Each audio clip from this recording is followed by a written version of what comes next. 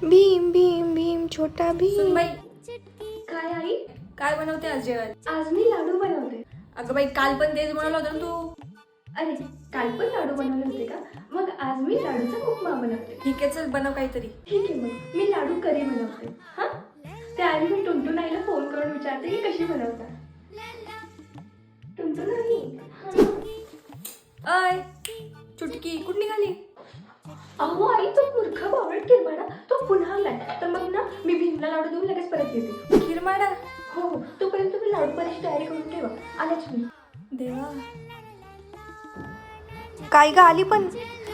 अहो आई, ते प्रोफेसर धुमकीतूनच्या रिक्षातून आले ना, म्हणून लवकर आले. अरे सुनबाई, अगं तुझं चाललं का? हा, तुला तुझी आई काही बोलायची नाही का गं बाई? हा, दिवसभर त्या भीमसोबत जंगलात टावळ्या काय मारत फिरायची, घरात कामाचा पत्ता नाही, शाळेत जायचा पत्ता नाही.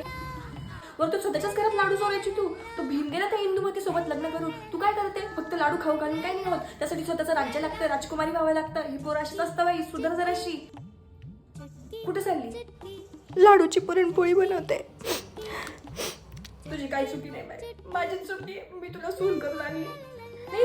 बनव लाडूची पुरणपोळी, बनव, काही बनव, काही कर.